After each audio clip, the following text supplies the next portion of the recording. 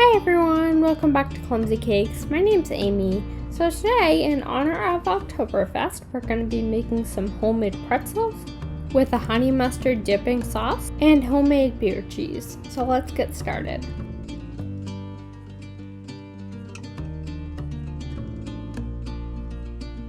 We're going to start off by making our pretzel dough.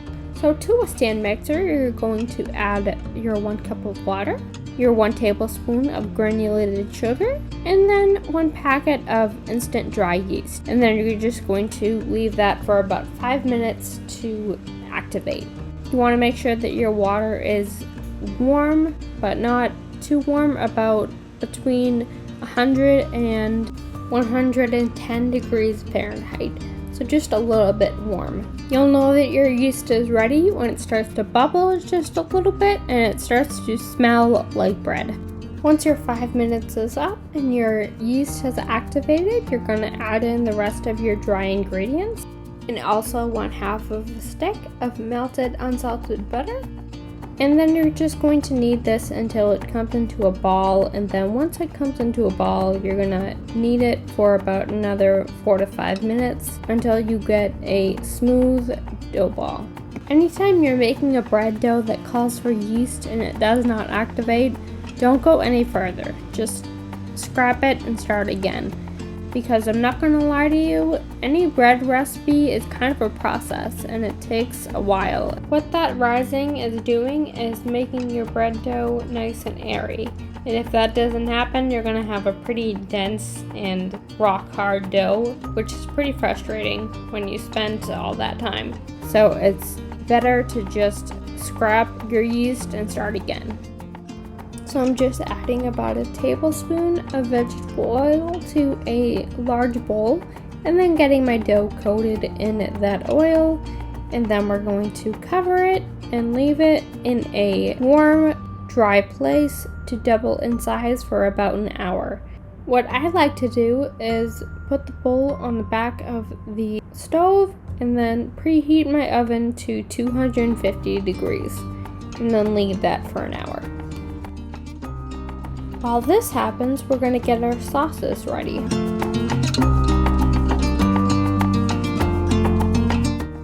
We're going to start with our honey mustard sauce first. So to a medium bowl, we're going to add some mayo, and then some honey,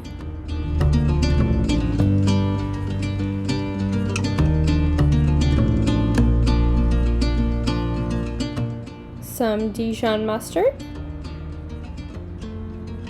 and then we're going to give it a mix.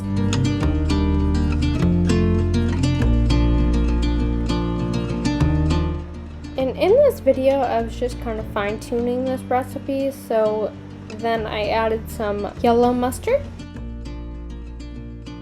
and gave that a mix.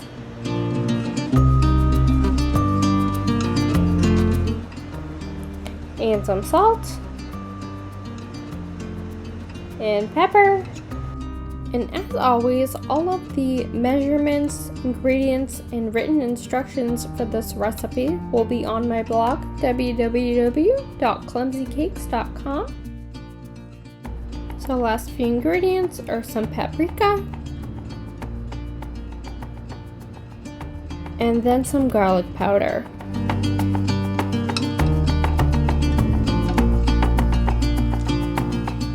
And then I just mixed that up and then wrapped it up in plastic wrap and put it in the fridge until the end of the recipe. Now for my beer cheese. I have a sauce pot over about medium heat and I have some butter in there. To that I'm gonna add some flour to make a roux.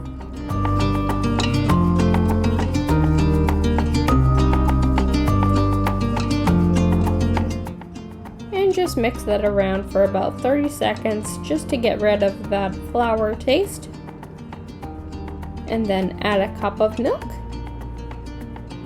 And then again, just mixing that around so it doesn't burn, and then we're just gonna wait until it thickens just a little bit and comes to a simmer. Once at a simmer, we're going to add in our beer. I chose Guinness for this. I wanted a good, strong, dark stout, but you can really use any type of beer that you like. I also went with the whole beer, which was about 11 ounces. In retrospect, I would have gone with about 8 ounces because it was a little bit dark, so just keep that in mind. So now I'm going to add my cheese. I have 3.5 cups of cheese. You're just going to add that in slowly. Add a handful and then let it melt. And repeat this process until all of your cheese is in the sauce. I went with the cheddar for this. I thought that the Guinness and the cheddar were a good complement for each other, but you can go with whatever cheese you would like. I like this recipe because there is a lot of customization that goes with it, and you can tailor it to whatever you like. If you want less beer, you can do that. If you want less cheese, you can do that. If you want a different kind of cheese or different kind of beer, you can do that as well. The thing to keep in mind though is if you want to be a thicker sauce, you want more cheese and less beer. If you want a thinner sauce, you want to go with more beer and less cheese. That's where I thought I kind of made a mistake here. I went with about equal parts cheese and beer. I thought it kind of was a little bit too thin for my liking, so just keep that in mind. Also, this is an optional step, but I think it's very well worth it to grate your own cheese. Store-bought cheese is great because it saves you a step, but it comes with a powder on it to prevent clumping of the cheese so it doesn't clump together, but that makes it a little bit more difficult for it to melt. It does melt, but it doesn't leave you with that creamy texture that you would get from grating your own cheese. So again, it's totally optional, but I think it's well worth the extra step. Now that my cheese is all in, I'm going to add some finishing touches, some Dijon mustard,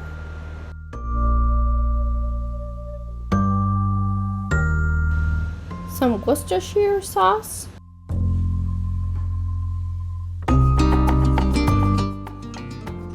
and just some salt and pepper. And that's it. That can be shut off, and then that can wait until the end of the recipe. After 1 hour, or until doubled in size, our dough is ready to form our pretzels. So we're just going to punch it down in our bowl to let the air out. And then we're going to take this out of our bowl, and you can do a few different things. You can cut it into equal parts. You can get about 7 or 8 pretzels out of this dough depending on size. Or what you can do and what I did is just break off a piece. And now you're just going to roll this dough into a log about 30 inches long. You don't have to break out a ruler and measure all these, just approximate about 30 inches. Once that's done, you're going to make it into a horseshoe shape facing you, and then fold the two ends over each other, and then again, and then bring the two ends up. And just make sure you press those ends into the pretzel so it doesn't all fall apart. And then I'm just going to finish those up, and then I'll show you what to do next.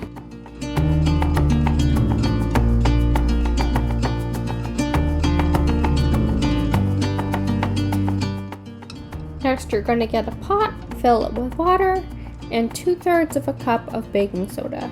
This is what's going to give your pretzels that iconic pretzel texture. So just boil each pretzel for about 30 seconds.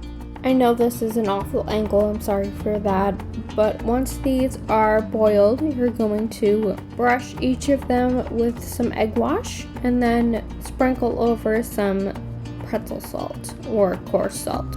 And then these are going to go into a 450 degree preheated oven for about 10 to 12 minutes or until golden brown. And then just brush them with some salted butter and they are good to go. If you guys enjoyed this recipe, please leave me a like down below And if you have any suggestions for what you would like to see next, please leave me a comment down below. I'd love to hear from you. And subscribe to make more delicious messes with me, and I'll see you guys next time. Bye!